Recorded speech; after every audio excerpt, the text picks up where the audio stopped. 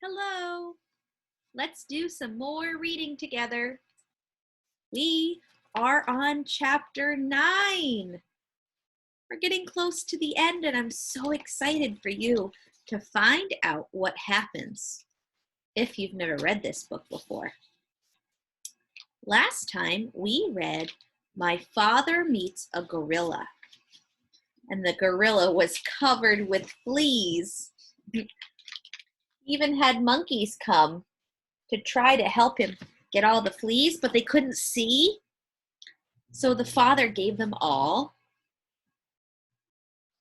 magnifying glasses, and they were able to find lots of fleas, and the father escaped.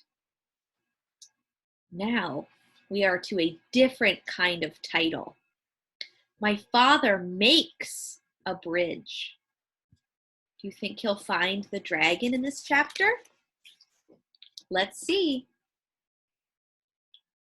My father walked back and forth along the bank, trying to think of some way to cross the river.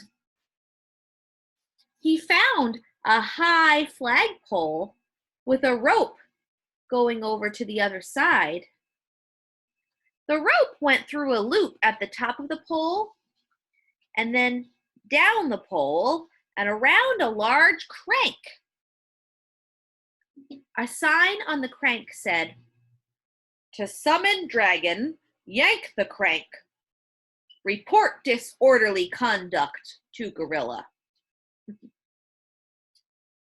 From what the cat had told my father, he knew that the other end of the rope was tied around the dragon's neck.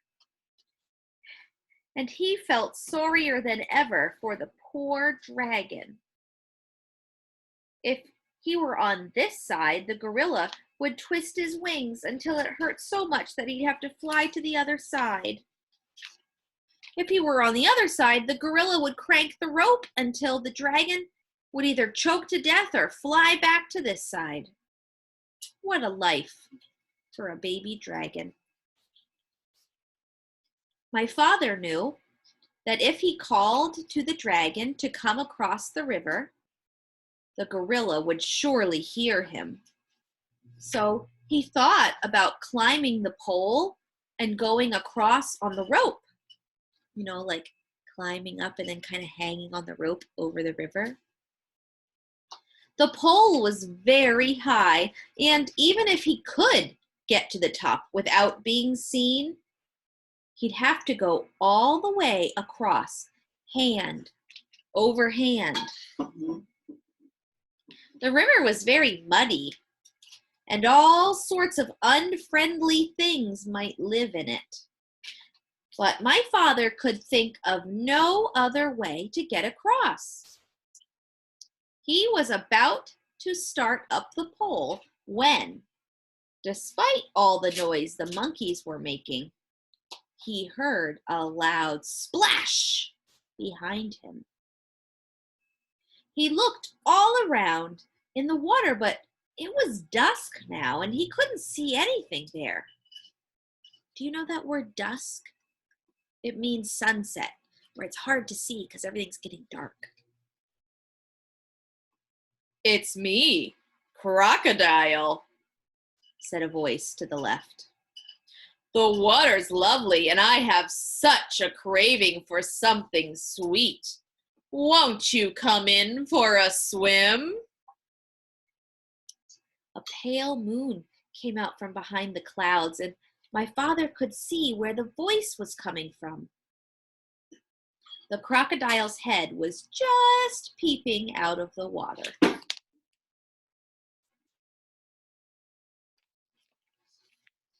"Oh, no thank you," said my father.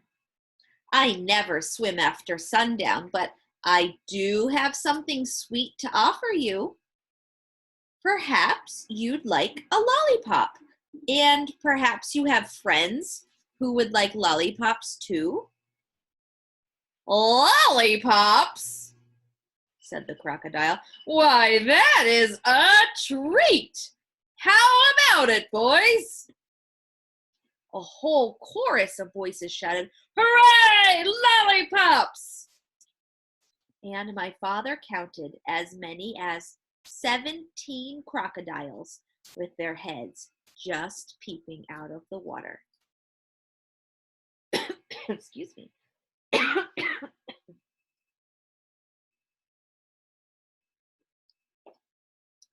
That's fine, said my father, as he got out the 24 pink lollipops and the rubber bands. Do you remember 24?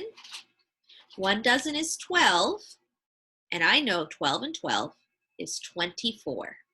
2 dozen is 24 lollipops. Whoa! I'll stick one here in the bank. Lollipops last longer if you keep them out of the water, you know. Now, one of you can have this one. The crocodile, who had spoken first, swam up and tasted it. Delicious, mighty delicious, he said. Now, if you don't mind, said my father, I'll just walk along your back and fasten another lollipop to the tip of your tail with a rubber band. You don't mind, do you? Oh, no, not in the least, said the crocodile. Can you get your tail out of the water just a bit? Asked my father. Yes, of course, said the crocodile, and he lifted up his tail. Then my father ran along his back and fastened another lollipop with a rubber band. So here's the lollipop on the edge of the river. There's the first crocodile. And he's putting the next lollipop on the tail with a rubber band. Look at all those hungry guys. Yikes.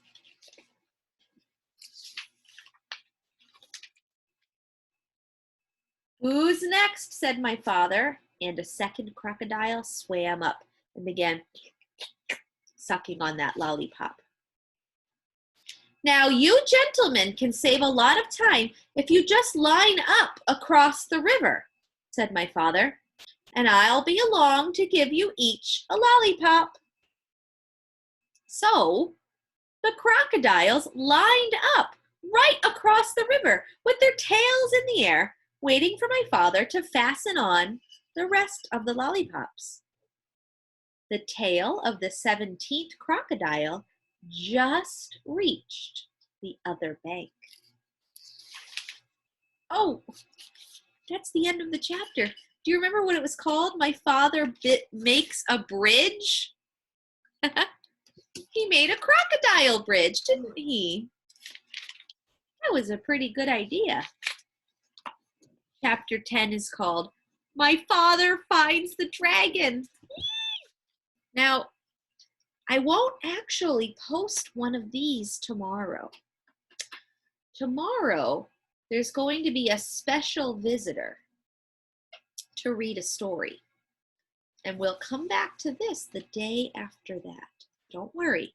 If you don't see it tomorrow, it's because there's a special visitor that's going to read a book to you. See you later.